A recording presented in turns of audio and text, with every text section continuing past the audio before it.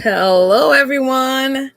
Welcome to episode 39 of Sipping Tea with Stacey T. 39. Wow, wow, wow. Today is going to be an interesting episode in that it's going to be a shorter one than usual.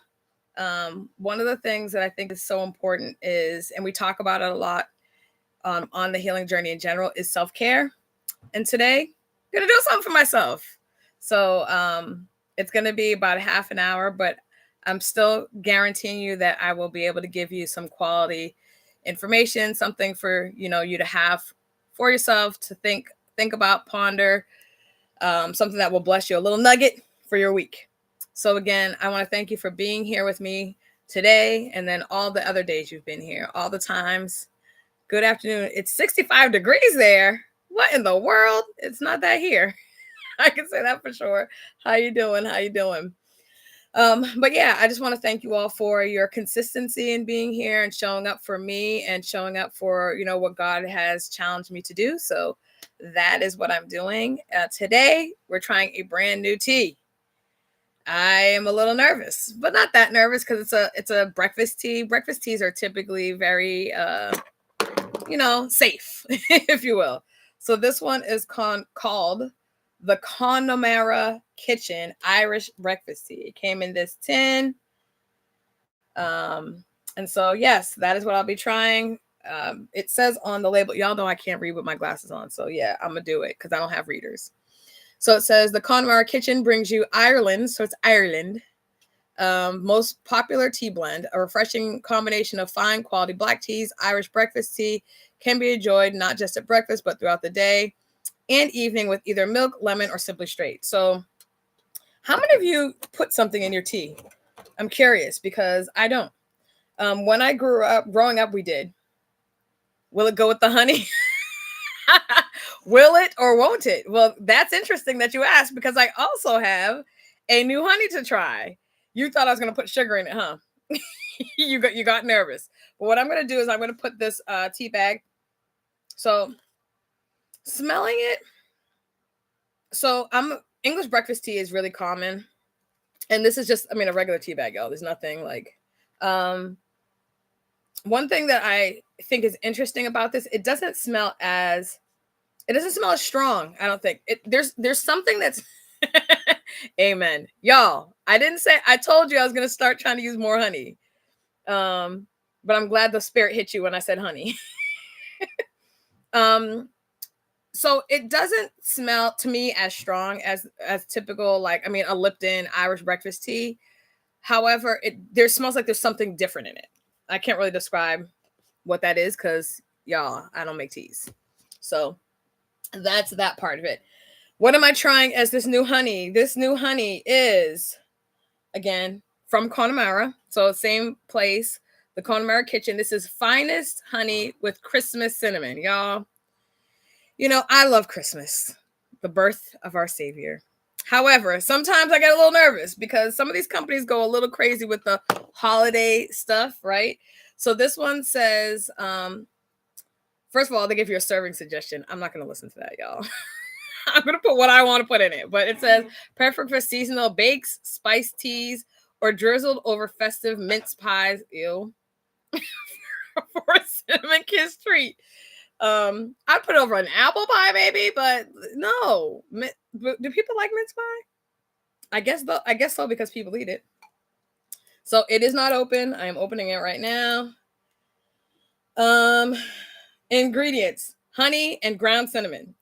Those are that's all that there is. I'm just looking at stuff. Okay, great. So let me try to open this thing. Okay, and then y'all know me. I'm gonna do the sniff test. Whoa, that that is strong. So it's weird because the lid, I'm smelling more honey. In here, the cinnamon is no joke. Like, it is no joke. I love cinnamon though, y'all, and it's good for digestion. Just as an aside, for those of you who are wondering, though you didn't ask me, I'm still telling you anyways. It is good for digestion. So Let me take my handy then. Well, first of all, let me try the I'm like, where'd I put my glasses? Y'all.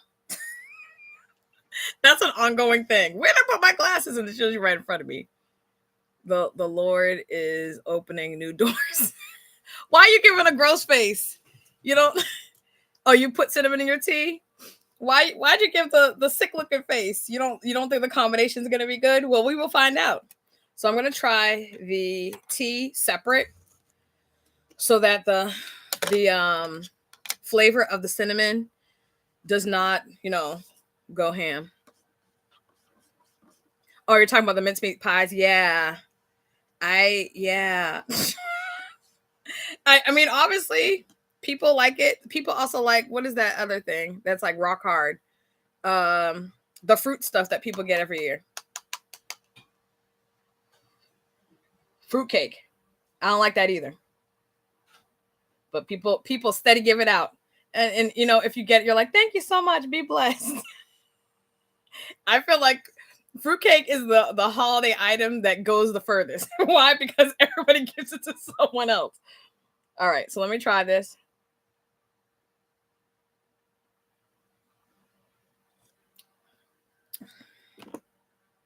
So interestingly, so this, y'all, you're not gonna be able to see it because I didn't make a whole. This is so dark, and I've only had it in there for. I mean, it is dark. I've never seen, and as it's sitting on my tongue, there's a strong aftertaste, and I'm trying to figure out what it is exactly. But there's a strong aftertaste. It's not like a mini one. So I'm typically the last time, especially y'all know when I got that creamed honey that I'm still in love with. That I just took it off the top and put it in. But what I'm gonna do with this one is stir it a little bit because it's like I think it separates a little bit. So you're like seeing little pieces of cinnamon over here and there. So I just want it to be an accurate taste. So I'm going to put some in. Y'all, this bag is so dark. The only negative about this this tea that is almost pitch black. My eye. So if you like a strong tea, and it's funny because it didn't smell strong to me, but this is woo-wee dark. What I will say that I don't like about it is that it doesn't have a string. So the retrieval, I mean, it's not like you can't take it out with a spoon. Not the end of the world, people. But you like the ability to do that. Fruitcake aftertaste. Yeah, it's an aftertaste, and I don't really know. Like, it's literally sitting on the back of my tongue, and I'm trying to place what it is. It's one of the the flavors of tea typically, but yeah. So, all right. So I put some in there. I'm gonna let this drain off, and then I'm gonna taste it separately. And no, I'm not double dipping, y'all. I understand that y'all, is a no. All right. So let's see. Y'all, that is amazing. Holy cow. Now, you may be wondering, though you're probably not. I'm going to tell you anyways. I still think the creamed honey is like top notch. And again, brands are different. I'm curious what it would. Maybe I need to do a thing where I get a bunch of different cream honeys and then do a taste test. But that cream honey from, what is it, Olivares? Woo, wait, still top notch. This is good. I can absolutely see if somebody made an apple pie or like an apple crisp, this would be that like next thing to bring it to the next level. It's like that type of a flavor. So let's take a little taste test after I put that in. But I'm gonna tell you, y'all, I do have to remove the bag because it's not gonna be drinkable for me. I don't like when a tea gets to the point where the bag is in there so long it tastes bitter, and it's that dark. So like the color of this bag is literally that you see the steam coming off it. The color of the bag is literally the color of the tea. It is like really dark. And again, some people like their teas strong, just like people like coffee that's really strong. So So I'm going to take a sip of this and then we're going to get started. Today, we're going to be talking about sometimey people, inconsistent people as we're trying to heal. Y'all, that together is actually perfect. And I think it's because the cinnamon, I mean, it's really good together, that combination, because I feel like I left the tea bag in really only maybe for how long have I been on? For 5 minutes or so, right? And the strength of the cinnamon, and I mean, the honey is gentle. The cinnamon is definitely the prominent note or the prominent taste or flavor. It calms what's going on with the with what could be a bitter taste. Yep, absolutely. It's a very good combination. I'm curious to see what other things would. I don't know. I'm almost. I do not know if the creamed honey would be enough for the kind of the bitterness of this tea. But again, also I've never had the tea before, so now I know. Don't steep it very long. Nope, don't steep it very long. I think that it would have to be something like in and out very quick. So that's that. All right. So I have you for about 15 more minutes because again, I am going to do something for myself today. So and the timing I couldn't really control. So again, thank you for being here. Let's talk about inconsistent folks. The reality of it is we can't avoid them. And I know some people are like, well, I don't like sometimey people. Me either. I have I have very little patience for people that are sometimey. I'm I actually prefer people that are one way or the other. Like you never show up for me, you're never consistent, so that I know how to mess with you. It's the sometimey people that always keep you on your toes, and I mean in a negative way, right? You don't know if they're going to show up for you, you don't know if they're going to like stand by you, you just don't know. And when you don't know, it always makes you feel unsettled. And that I think is for me one of the biggest challenges in your healing journey. Your healing journey, as it is, already makes you consider, what's what. It already makes you feel unbalanced because you're navigating people and things and situations that are, unfamiliar to you. You're navigating all these pain points and trauma and triggers and all the stuff, right? All the things that you've buried for a long time. And now you're in the space of, you know what, I need to address these things. And what I will say that has been a blessing along the way is I feel like God has put people in my space and in my journey that have allowed for me just to see things from different perspectives. Again, one of the challenges with healing is that because you're doing so much of it alone, um, you can get really stuck in your own thoughts, right? You can get stuck in your own thoughts and the ways you see things. And it's not to say that somebody else's perspective makes me jump to that perspective, but I think it's important to be able to weigh them. I think it's also important not to just get fixated, because that's one of the other things that can absolutely happen when you're trying to push forward and you're trying to get past this hurdle of whatever pain point you're managing at the time. Because healing is not linear. Healing is, as we know, ebbs and flows, ups and downs, peaks and valleys, all the things. So when I was preparing this particular conversation, one of the things that I was thinking about is why is healing why is inconsistency more challenging when you're healing? And it really is because when you're healing, you're just more aware, right? You have an awareness of yourself that you didn't have before. You have a vantage point about yourself and how you're managing and all the people around you. And it's kind of like this heightened discernment, this heightened way you see things. And that's important and that's good. But because you're having that, one of the impacts or one of the after effects is, seeing people for who they are. That is good, but it also can be painful, and it also can be hard to manage, right? Um, and I think one of the things for me, as I was thinking about, okay, Stacey, you're healing, you're trying to do the things, you're trying to be, you know, um, you're trying to be honest with what you're managing and all that. However, what for me has been exposed is, why does inconsistency bother me so much, right? Why is it? Because it's always been a thing. I've had people ask me all the time, especially guys, if it was a situation where they were asking me, if a guy's interested in you, what is the most important thing that he needs to bring? And I was like, besides a relationship with God, because that's to me a given, right? If you're going to address me and you don't have one, then that's kind of not manageable for me. But on top of that, my next thing is always like consistency. I need a man that's consistent. I need a man that's going to show up for me, right?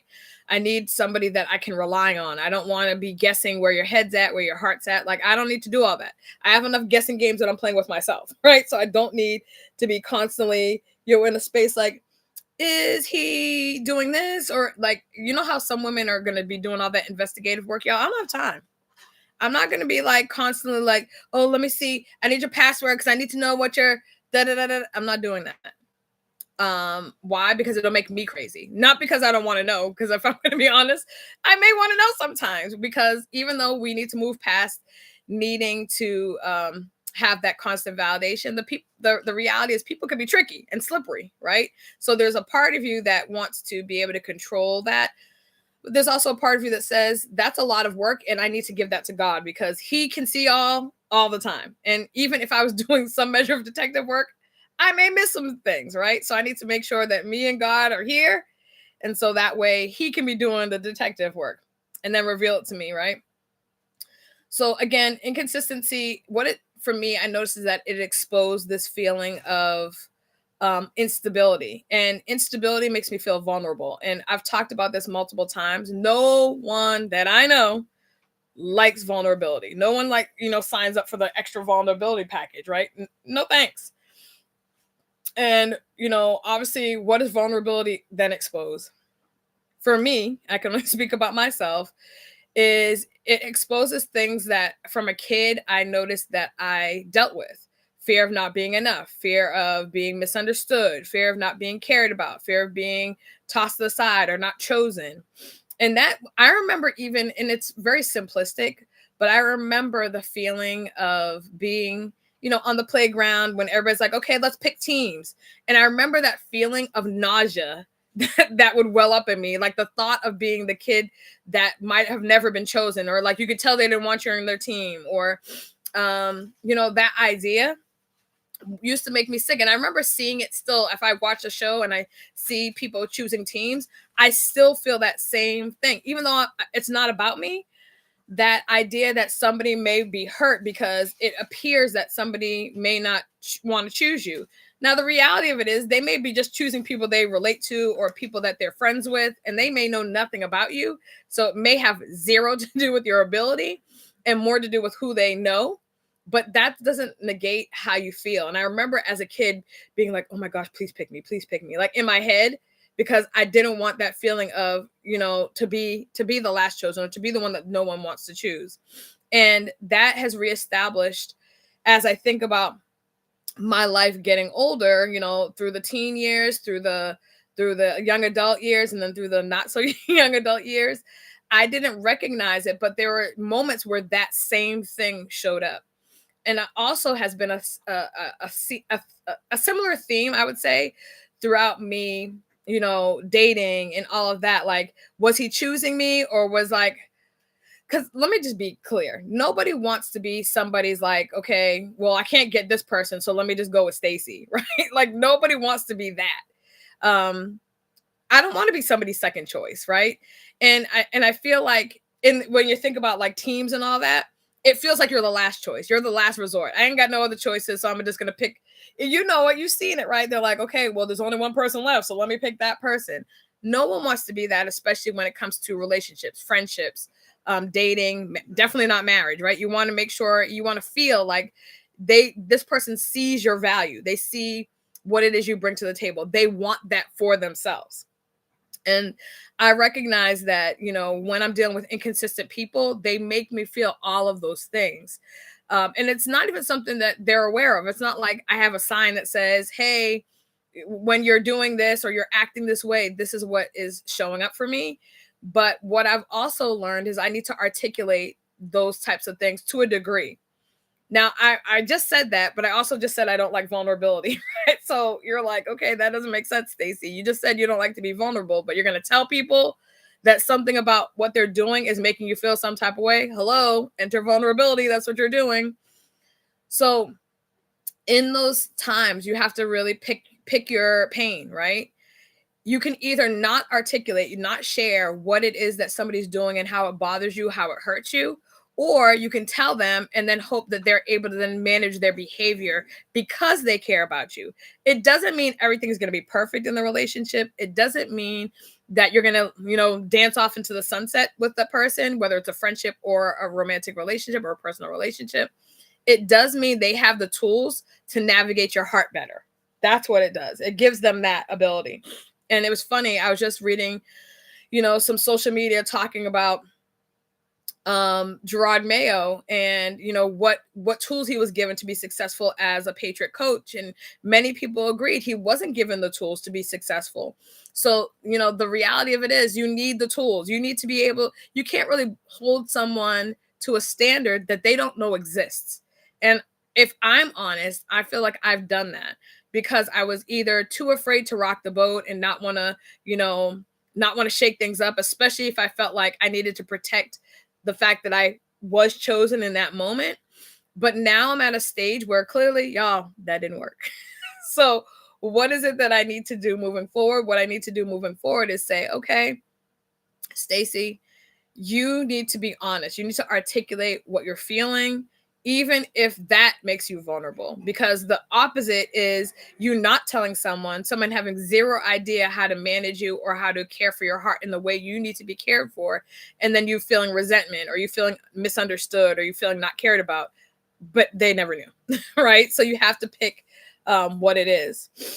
The reality also that I've had to consider is a lot of times when I have navigated how I'm approaching a situation, and this is from being a kid, Stacey as a kid, teen, young adult, and the age I am now, is even though I know that there's a reality that other people are managing, I think that sometimes it's really hard for us to get out of our own head in the situation that we ourselves are walking through. And it's hard for us to digest the fact that, when somebody doesn't show up for us, when somebody doesn't give us the love or affection or energy or attention, whatever it is, and again, throughout any measure of relationship, when they don't do that, we feel like it's a personal affront, it's a personal attack, it's disrespect, it's mismanagement, all the things. But y'all, how many of y'all are going through something? Right? We're going through things. We're trying to manage. We're trying to show up. It doesn't always work. It does not always work. And so as I'm going through this, this season, I'm trying to, yes, set boundaries. Yes, have healthy dialogue. Yes, have uncomfortable conversations, but also recognize how much of my interactions are about me and me not feeling secure in the conversation or in the relationship, however it is, or that person not showing up for me. Because the reality is some people are just trying to survive, right? They're just trying to push through, just like you are. And so you have to be able to measure that. That's why it's so important to have a relationship with God where you can, say, God, I'm having this relationship with this person, friend, boyfriend, girlfriend, whatever, right? I'm having this relationship and I'm feeling unsteady. I'm feeling insecure. That doesn't mean that the other person has done something wrong. And I think that we often, this must be a sign. This must be a red flag. Well, yeah, it may be a red flag, but it might be waving because it's you, right? It might be waving because you need to do some work. It might be waving because you are putting on somebody something that you need to do or address for you.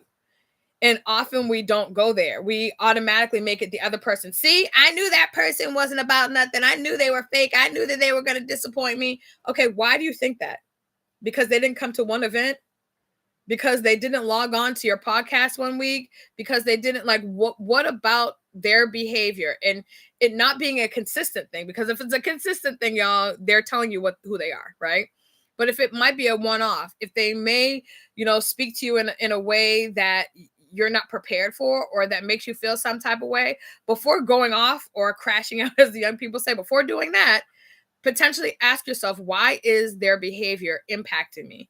Why is, them, showing up all the time and then them not showing up one time? Why does that one time, why is it equal to all the 10 times that they've showed up? And if we're honest, it's because we have some stuff that I think I talked about this before, but often how we live is we're waiting for the other shoe to drop, right? That's how we live. Oh, things have been too good. Things have been too quiet. I know something's about to happen. I can't tell you how many times people have said that. And I've been people. I'm trying to be intentional about not thinking that way, but the human in us, when things are going calmly or things seem to be, in the eye of the storm, we're like, oh, let's wait for the other part. Or things are going calmly, we think we're in the eye of the storm, right? That's when things are calm. We're waiting for the second half to kick up and smack us in the face, instead of saying, God, thank you for this peace. Thank you for this calm. We automatically are preparing. We're like readying ourselves for the brunt of the next storm, right? And that sometimes is a result because of inconsistency that we experience as kids in lots of facets. The teacher, the friend, the parent, the cousin, the uncle, the siblings, all the people that may have shown up, as not regular or not dependable. And I will also say, the older that I get, I have had more grace and understanding. I've had more grace and understanding that sometimes people only could give you the tool from the tools that they had. There's a limited toolkit that some people possessed. And we're expecting often for people to show up for us in a way that is not possible, right? They only have what they had. And you can't expect for people to give you sunshine when all they were ever given was clouds. They may try to give you sunshine, but what they may be able to give you is flickers of light. that may be their bandwidth. That may be all they have to give in that time. That doesn't mean that they're not consistent. It means they only have a limited spectrum of light, and that's all that they can give. So that's when you have to ask God, you need to give me clarity about this person's intention, what their agenda is, how they're showing up, because even though they're just being themselves, it is making me feel unsteady. And I will tell you, that is what causes a lot of problems. It causes a lot of problems. So what I will say to you is this. Think about if people have showed up inconsistent in your life. What does that mean? And what has that meant to you when the people have showed up that way? The other thing that I want to leave with you is inconsistency is a character pattern in people, right? So it's not your fault that somebody's inconsistent. That's a character pattern. And when they're consistently inconsistent, right? When they're always like that, when they're always in a space where you can't ever figure out where their head's at, or, if they're going to show up or not show up, or what is their mood in any given day, right? We've had those people that you're like, good morning, and you kind of wait to see what's going to happen. I don't know if you've seen The Color Purple, but when, Celie brought the food up to Suge's room, and her husband had already done that earlier, or Mister, I'm sorry, had already done it earlier. And then she threw the stuff out against the wall. When she brought the food up, she kind of hid, waiting to see what was going to happen. And the only thing that came out was an empty plate. So that sometimes we're just waiting. We're waiting to see what's going to be the thing that kind of hits us, instead of just sitting in the moment and saying, okay, what's going to happen is what's going to happen. And let me just see, instead of preparing my mind for something negative to happen. People aren't, this was a huge thing when I heard this, and when God shared this, is people that are inconsistent they're not confused about you at all. They're confused about themselves. They're confused about, who they are, what they want, what they can do, how they can show up. And we sometimes if you're me, you internalize it a lot.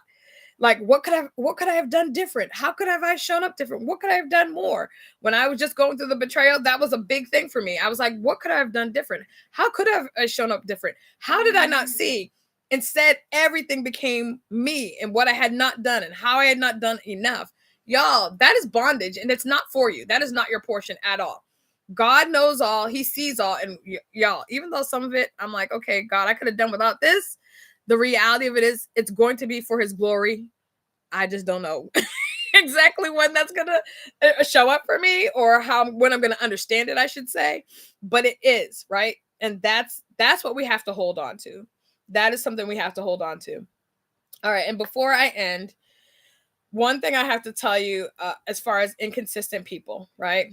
And how that shows up in your healing journey, you have to make sure that you understand who these people are, right? So in your mind, you've already categorized that, you know what, my whole life, these people have been in and out.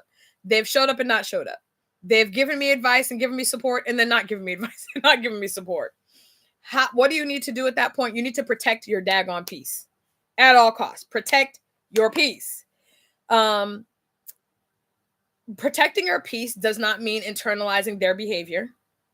It means saying, God, I don't understand how this person is showing up, why this person is showing up like this. Yeah, be cautious, right? But instead, instead of saying to yourself, what did I do wrong? What you need to say is, what about this person makes them continually show up the way that they do? Right? What about them makes them show up that way? Because there may be brokenness in them that doesn't allow for them to connect to people in a real way. They're afraid to connect to people in a real way. And how you're experiencing it is they're not showing up for me. But they're coming to you with fear that you don't know about, and you're now receiving the fear and internalizing it and doing something different with it. That's why, it's important for us to make sure as we're entering these relationships, we're doing our own healing so that we're not injuring one another, right? Because nobody needs that. We're too old for that, to be honest with you. I'm over it. I don't know about y'all, but I'm over it. The other thing is, and this is the thing I'm going to end with, is this. As you're thinking about, somebody not showing up for you, or somebody being inconsistent, or somebody not showing you support, please don't let your petty take over. And I'm saying that to myself. Wow, this sun is really doing the most today. Sorry, y'all. The lighting is horrible. I'm like, I am so sorry. Hopefully, at least you can see me a little bit. Oh, there we go. That's actually better. Oh, maybe I shut off the light and that is better. There we go. That's a little bit better. I'm just going to put my hand here. I think it's blocking the sun. What I will say is match the energy with someone, but don't be petty. don't have revenge. So how am I explaining this? What I mean by that is this. Somebody shows up for you or they don't show up for you. They show up for you and then they don't show up for you. They show up in your mind, right? They're hot and cold. In your mind, you're like, okay, well, I'm going to be hot and cold with them too. Y'all, keep being warm. Keep being who you are. Keep showing up as who you are. What I will say, you can see me fine. It's because I'm blocking the sun, y'all. That's why. Ooh, my goodness. Not sure if that just... All right. I went to a whole different screen, y'all. All right. So what I want to share with... I'm glad you could see me. But what I want to share about that is, don't change who you are, right? Don't do that. But do change your access. So if people are constantly not showing up for you, people are not doing the things that they say they're going to do, they're not the same people from Monday to Wednesday and from Wednesday to Sunday. The reality of it is, you can still be warm, you can still be who you are, but they don't need access to you at all times. Why? Because it's not fair to you. It's not fair to you in your heart and the way you show up and all the things. And what it does is it makes it, again, unsteady for you. It makes the foundation of your relationship, your friendship, whatever, it makes it unequal. There's supposed to be a thing in relationships that requires reciprocity. It means I show up for you, you show up for me. I'm there for you, you're there for me. It doesn't have to be, dollar for dollar or event for event or, that type of thing. But it does mean you have to make an effort. That's important. You need to make an effort. Okay. So hopefully this was something that you can take with you. I know lots of us are dealing with this, at least I am. And so I knew that, again, I need to share it with you, that there are going to be times where people don't show up for you. But the beautiful thing is God always shows up for you, right? So even when they don't show up for you, you're like, okay, and monitor their behavior. The other thing is observe what's happening. Before reacting, observe. Why is this person not showing up for me? They've always showed up for me, because maybe you need to check in with them. Like, you know what?